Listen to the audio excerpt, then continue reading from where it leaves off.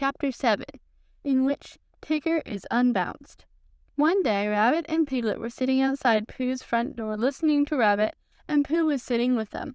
It was a drowsy summer afternoon, and the forest was full of gentle sounds which all seemed to be saying to Pooh, "Don't listen to Rabbit, listen to me." So he got into a comfortable position for not listening to Rabbit, and from time to time he opened his eyes to say, "Ah," and then closed them again to say, "True." And from time to time, Rabbit said, "You see what I mean, Piglet," very earnestly, and Piglet nodded earnestly to show that he did. "In fact," said Rabbit, coming to the end of it at last, "Tigger's getting so bouncy nowadays that it's time we taught him a lesson. Don't you think so, Piglet?" Piglet said that Tigger was very bouncy, and that if they could think of a way of unbouncing him, it would be a very good idea. "Just what I feel," said Rabbit. "What do you say, Pooh?" Pooh opened his eyes with a jerk and said, "Extremely." "Extremely what?" asked Rabbit. "What you were saying," said Pooh, "undoubtedly." Piglet gave Pooh a stiffening sort of nudge, and Pooh, who felt more and more that he was somewhere else, got up slowly and began to look for himself. "But how shall we do it?" asked Piglet. "What sort of a lesson, Rabbit?" "That's the point," said Rabbit. The word lesson came back to Pooh as one he had heard before somewhere. "There's a thing called twice times," he said. "Christopher Robin tried to teach it to me once, but it didn't." "What didn't?" said Rabbit. "Didn't what?" said Piglet. Pooh shook his head. "I don't know," he said. "It just didn't." "What were we talking about?" "Pooh," said Piglet reproachfully, "haven't you been listening to what Rabbit was saying?" "I listened, but I had a small piece of fluff in my ear. Could you say it again, please, Rabbit?" Rabbit never minded saying things again, so he asked where he should begin from, and when Pooh had said from the moment when the fluff got in his ear, Rabbit had asked when that was, and Pooh had said he didn't know because he hadn't heard properly. Piglet settled it all by saying that what they were trying to do was they were trying to think of a way to get the bounces out of Tigger, because however much you liked him, you couldn't deny it, he did bounce. "Oh, I see," said Pooh. "There's too much of him," said Rabbit. "That's what it comes to." Pooh tried to think, and all he could think of was something which didn't help at all, so he hummed it very quietly to himself. "If Rabbit was bigger and fatter and stronger, or bigger than Tigger, if Tigger was smaller, then Tigger's bad habit of bouncing at Rabbit would matter no longer if Rabbit was taller." "What was Pooh saying?" asked Rabbit. "Any good?" "No," said Pooh sadly, "no good." "Well, I've got an idea," said Rabbit, "and here it is.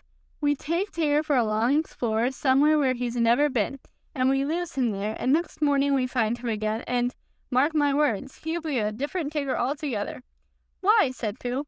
"Because he'll be a humble Tigger, because he'll be a sad Tigger, a melancholy Tigger, a small and sorry Tigger, and a 'Oh, Rabbit, I am glad to see you' Tigger. That's why." "Will he be glad to see me and Piglet too?" "Of course." "That's good," said Pooh. "I should hate him to go on being sad," said Piglet doubtfully. "Tigers never go on being sad," explained Rabbit. "They just get over it with astonishing rapidity. I asked Owl just to make sure, and he said that that's what they always get it over with. But if we can make Tigger feel small and sad for just 5 minutes, we shall have done a good deed." "Would Christopher Robin think so?" asked Piglet. "Yes," said Rabbit. "He'd say, 'You've done a good deed, Piglet. I would have done it myself, only I happened to be doing something else.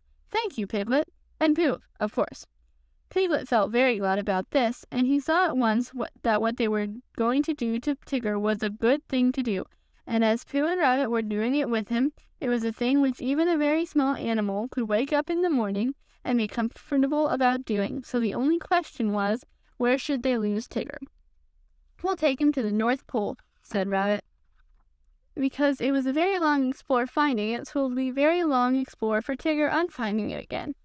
It was now Pooh's turn to feel very glad, because it was he who had first found the North Pole, and when they got there, Tigger would see a notice which said, "Discovered by Pooh. Pooh found it," and then Tigger would know, which perhaps he didn't know, the sort of bear Pooh was, that sort of bear.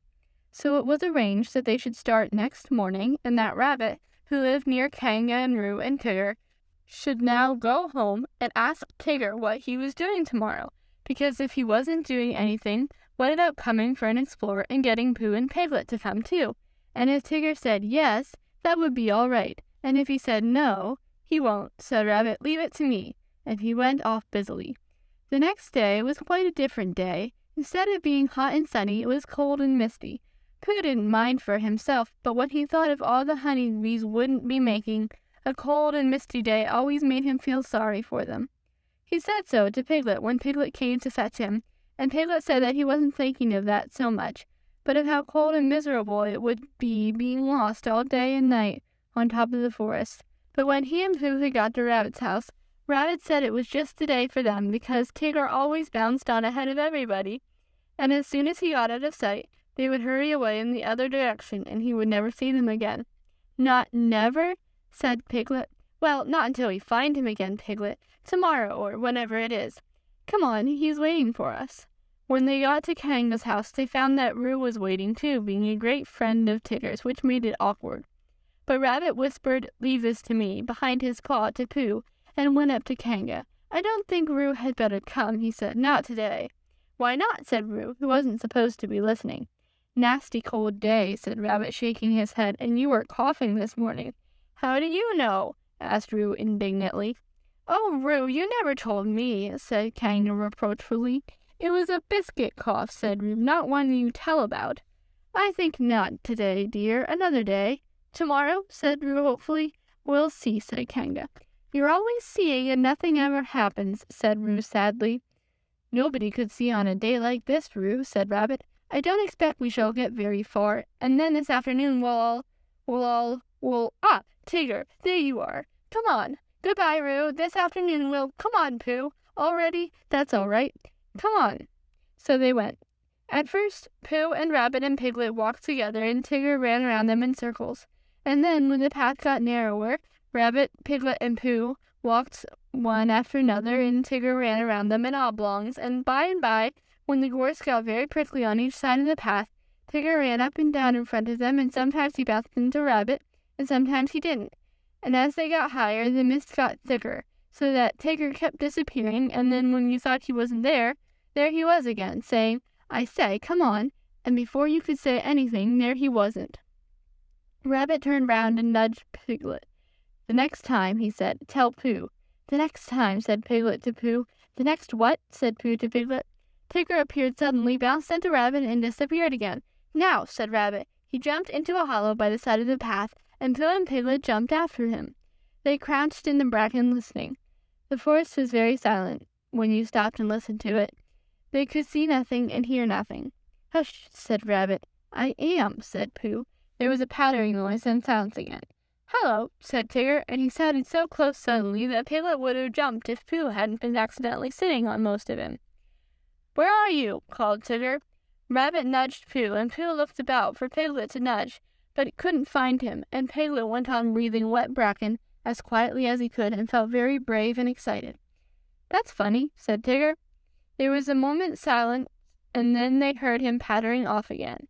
For a little longer they waited until the forest had become so still that it almost frightened them, and then Rabbit got up and stretched himself. "Well," he whispered proudly, "there we are, just as I said." "I've been thinking," said Pooh, "and I think—" "No," said Rabbit, "don't. Run. Come on." And they all hurried off, Rabbit leading the way. "Now," said Rabbit, after they had gone a little way, "we can talk. What were you going to say, Pooh?" "Nothing much. Why are we going along here?" "Because it's the way home." "Oh," said Pooh. "I think it's more to the right," said Piglet nervously. "What do you think, Pooh?" Pooh looked at his two paws. He knew that one of them was right, and he knew that when you had decided which of them was right, then the other one was left, but he could never remember how to begin. "Well," he said slowly. "Come on," said Rabbit. "I know it's this way." They went on.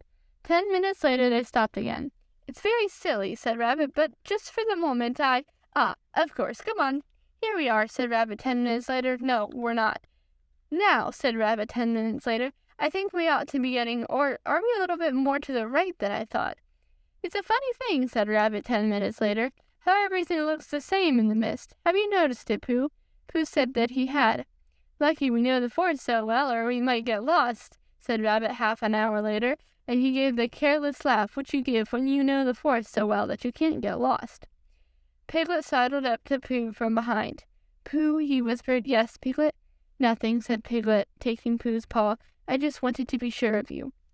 When Tigger had finished waiting for the others to catch up to him, and they hadn't, and when he had got tired of having nobody to say, "I say, come on," to, he thought he would go home. So he trotted back, and the first thing Kanga said when she saw him was, "There's a good Tigger, you're just in time for your strengthening medicine." And she poured it out for him. Roo said proudly, "I've had mine," and Tigger swallowed his and said, "So have I." And then he and Roo pushed each other about in a friendly way, and Tigger accidentally knocked over 1 or 2 chairs by accident, and Roo accidentally knocked over one on purpose, and Kanga said, "Now then, run along." "Where shall we run along to?" asked Roo. "You can go and collect some fir cones for me," said Kanga, giving them in a basket. So they went to the 6 pine trees and threw fir cones at each other until they had forgotten what they came for, and they left the basket under the trees and went back to dinner. And it was just as they were finishing dinner that Christopher Robin put his head in at the door. "Where's Pooh?" he asked. "Tigger, dear, where's Pooh?" said Kanga. Tigger explained what had happened about the same time that Roo was explaining about his biscuit cloth, and Kanga was telling them not to both talk at once. So it was some time before Christopher Robin guessed that Pooh and Piglet and Rabbit were all lost in the mist on the top of the forest. "The funny thing about Tiggers," whispered Tigger to Roo, "how Tiggers never get lost." "Why don't they, Tigger?" "They just don't," explained Tigger. "That's how it is." "Well," said Christopher Robin, "we shall have to go and find them, that's all. Come on, Tigger." "I shall have to go and find them," explained Tigger to Roo. "May I find them too?" asked Roo eagerly. "I think not today, dear," said Kanga. "Another day." "Well, if they're lost tomorrow, may I find them?" "We'll see," said Kanga, and Roo, who knew what that meant, went into a corner and practiced jumping out at himself, partly because he wanted to practice this, and partly because he didn't want Christopher Robin and Tigger to think that he minded when they went off without him. "The fact is," said Rabbit, "we've missed our way somehow." They were having a rest in a small sand pit on the top of the forest. Pooh was getting rather tired of that sand pit and suspected it of following them about, because whichever direction they started, they always ended up at it. And each time, as it came through the mist to them, Rabbit said triumphantly, "Now I know where we are." And Pooh said sadly, "So do I." And Piglet said nothing. He had tried to think of something to say, but the only thing he could think of was, "Help! Help!" And it seemed silly to say that when he had Pooh and Rabbit with him. "Well," said Rabbit after a long silence in which nobody thanked him for the nice walk they were having, "we'd better get on, I suppose. Which way shall we try?" "How would it be," said Pooh slowly, "if, as soon as we were out of sight of this pit, we tried to find it again?" "What's the good of that?" said Rabbit. "Well," said Pooh, "we keep looking for home and not finding it, so I thought that if we looked for this pit, we'd be sure not to find it, which would be a good thing, because then we might find something that we weren't looking for, which might be just what we were looking for, really." "I don't see much sense of it in that," said Rabbit. "No," said Pooh humbly, "there isn't, but there was going to be when I began it. It's just that something happened to it on the way. If I walked away from this pit and then walked back to it, of course I should find it." "Well, I just thought perhaps you wouldn't," said Pooh. "I just thought—" "Try," said Piglet suddenly. "We'll wait here for you." Rabbit gave a laugh to show how silly Piglet was, and walked into the mist. After he had gone 100 yards, he turned and walked back again. And after Pooh and Piglet had waited 20 minutes for him, Pooh got up. "I just thought," said Pooh. "Now then, Piglet, let's go home." "But Pooh," cried Piglet, all excited, "do you know the way?" "No," said Pooh, "but there are 12 pots of honey in my cupboard, and they've been calling me for hours. I couldn't hear them properly before because Rabbit would talk. But if nobody says anything except those 12 pots, I think, Piglet, I think I know where they're calling from. Come on." They walked off together, and for a long time Piglet said nothing so as not to interrupt the pots. And then suddenly he made a squeaky noise, and a new noise, because now he knew where he was, but he still didn't dare to say so out loud, in case he wasn't. And just when he was getting so sure of himself that it didn't matter whether the pots went on calling or not, there was a shout from in front of them, and out of the mist came Christopher Robin. "Oh, there you are," said Christopher Robin carelessly, trying to pretend that he hadn't been anxious. "Here we are," said Pooh. "Where's Rabbit?" "I don't know," said Pooh. "Oh, well, I expect Tigger will find him. He's sort of looking for you." "Well," said Pooh, "I've got to go home for something, and so has Piglet, because we haven't had it yet, and—" "I'll come and watch you," said Christopher Robin. So he went home with Pooh and watched him for quite a long time. And all the time he was watching, Tigger was tearing around the forest, making loud yapping noises for Rabbit. And at last a very small and sorry Rabbit heard him. And the small and sorry Rabbit rushed through the mist at the noise, and it suddenly turned into a Tigger, a friendly Tigger, a grand Tigger, a large and helpful Tigger, a Tigger who bounced, if he bounced at all, in just the beautiful way a Tigger ought to bounce. "Oh, Tigger, I am glad to see you," cried Rabbit. Chapter 8. in which Piglet does a very grand thing.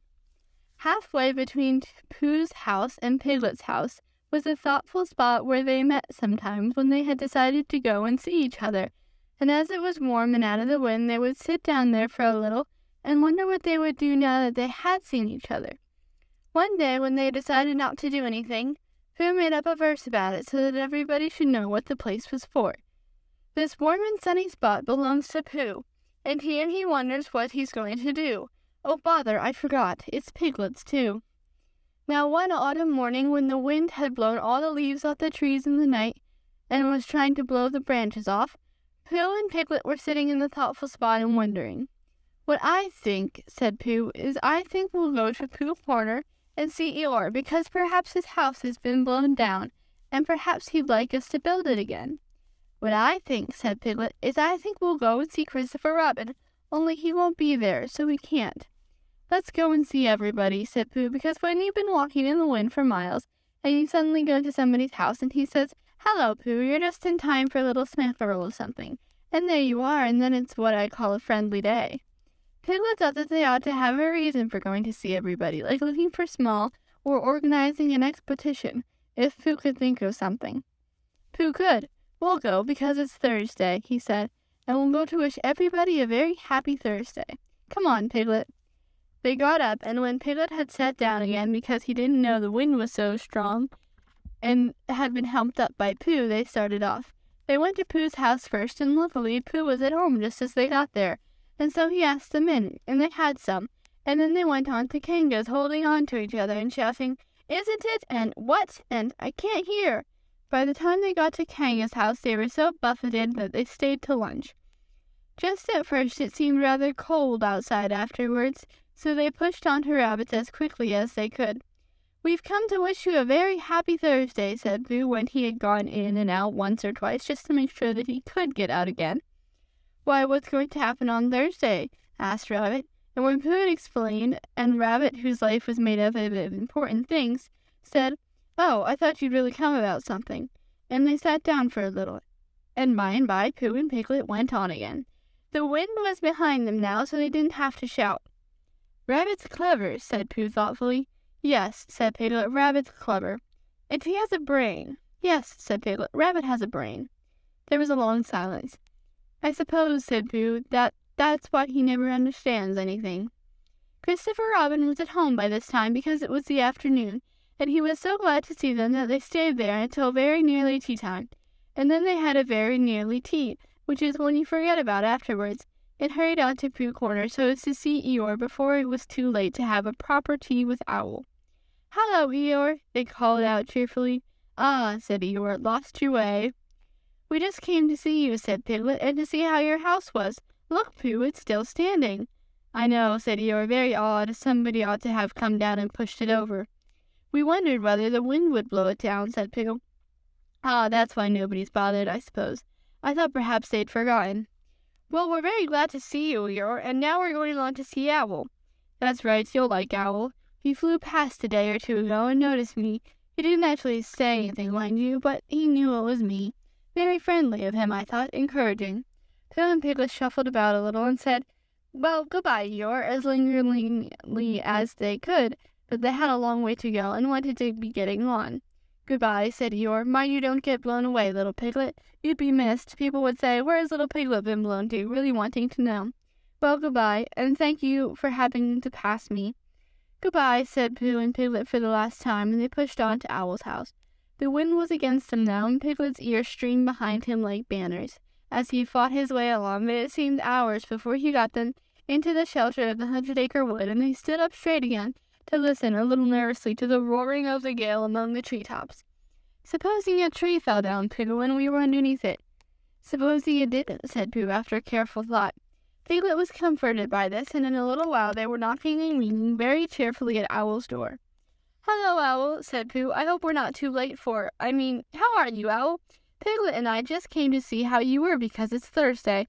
Sit down, Pooh, sit down, Piglet, said Owl kindly. Make yourselves comfortable. They thanked him and made themselves as comfortable as they could. Because you see, Owl, said Pooh, we've been hurrying so as to be in time so as to see you before we went away again. Owl nodded solemnly. "Correct me if I am wrong," he said, "but I am right in supposing that it is a very blusterous day outside." "Very," said Piglet, who was quietly thawing his ears and wishing that he was safely back in his own house. "I thought so," said Owl. "It was on just such a blusterous day as this that my Uncle Robert, a portrait of whom you see on the wall to your right, Piglet, while returning from a late forenoon from a— What's that?" There was a loud clacking noise. "Look out!" cried Pooh. "Mind the clock! Out of the way, Piglet! Piglet, I'm falling on you!" "Help!" cried Piglet. Pooh's side of the room was slowly tilting upwards, and his chair began sliding along onto Piglet's. The clock slithered gently along the mantelpiece, collecting vases on the way, until they all crashed together onto what had once been the floor, but was now trying to see what it looked like as a wall. Uncle Robert, who was going to be the new hearthrug, and was bringing the rest of his wall with him as a carpet, met Piglet's chair just as Piglet was expecting to leave it, and for a little while it became very difficult to remember which was really the north. Then there was a rather loud crack. Owl's room collected itself feverishly, and there was silence. In a corner of the room, the tablecloth began to wriggle. Then it wrapped itself into a ball and rolled across the room. Then it jumped up and down once or twice and pulled out 2 ears. It rolled across the room again and unwound itself. "Pooh," said Piglet nervously. "Yes," said one of the chairs. "Where are we?" "I'm not quite sure," said the chair. Are we in Owl's house?" "I think so, because we were just going to have tea and we hadn't had it." "Oh," said Piglet. "Well, did Owl always have a letterbox in his ceiling?" "Has he?" "Yes, look." "I can't," said Pooh. "I'm face downwards under something, and that, Piglet, is a very bad position for looking at ceilings." "Well, he has, Pooh. Perhaps he's changed it," said Pooh, "just for a change." There was a disturbance behind the table in the other corner of the room, and Owl was with them again. "Ah, Piglet," said Owl, looking very much annoyed, "where's Pooh?" "I'm not quite sure," said Pooh. Owl turned at his voice and frowned at as much of Pooh as he could see. "Pooh," said Owl severely, "did you do that?" "No," said Pooh humbly, "I don't think so." "Then who did?" "I think it was the wind," said Piglet. "I think your house is blown down." "Oh, is that it? I thought it was Pooh." "No," said Pooh. "If it was the wind," said Owl, considering the matter, "then it wasn't Pooh's fault. No blame can be attached to him." With these kind words, he flew up to look at his new ceiling. "Piglet," called Pooh in a loud whisper. Piglet leaned down to him. "Yes, Pooh." "What did he say was attached to me?" "He said he didn't blame you." "Oh, I thought he meant— Oh, I see." "Owl," said Piglet, "come down and help Pooh." Owl, who was admiring his letterbox, flew down again. Together they pushed and pulled at the armchair, and in a little while Pooh came out from underneath and was able to look round him again. "Well," said Owl, "this is a nice state of things." "What are we going to do, Pooh? Can you think of anything?" asked Piglet. "Well, I had just thought of something," said Pooh. "It was just a little thing I thought of." And he began to sing. "I lay on my chest and I thought it was best to pretend I was having an evening rest. I lay on my tum and I tried to hum, but nothing particular seemed to come. My face was flat on the floor, and that is all very well for an acrobat, but it didn't seem fair to a friendly bear to stiffen him out with a basket chair, and a sort of squoze which grows and grows is not too nice for his poor old nose, and a sort of squutch is much too much for his neck and his mouth and his ears and such." "That was all," said Pooh. Owl coughed in an unadmiring sort of way, and said that if Pooh was sure that was all, they could now give their minds to the problem of escape. "Because," said Owl, "we can't go out by what used to be the front door. Something's fallen on it." "But how else can you go out?" asked Piglet anxiously. "That is the problem, Piglet, to which I am asking Pooh to give his mind." Pooh sat on the floor, which had once been a wall, and gazed up at the ceiling, which had once been another wall, with a front door in it, which had once been a front door, and tried to give his mind to it. "Could you fly up to the letter-box with Piglet on your back?" he asked. "No," said Piglet quickly, "he couldn't." Owl explained about the necessary dorsal muscles. He had explained this to Pooh and Christopher Robin once before, and had been waiting ever since for a chance to do it again, because it is a thing which you can easily explain twice before anyone knows what you're talking about. "Because, you see, Owl, if we could get Piglet into the letter-box, he might squeeze through the place where the letters come, and climb down the tree and run for help." Piglet said hurriedly that he had been getting bigger lately, and couldn't possibly, as much as he would like to, and Owl said that he got his letterbox made bigger lately in case he got bigger letters, so perhaps Piglet might. And Piglet said, "But you said the necessary you-know-what wouldn't."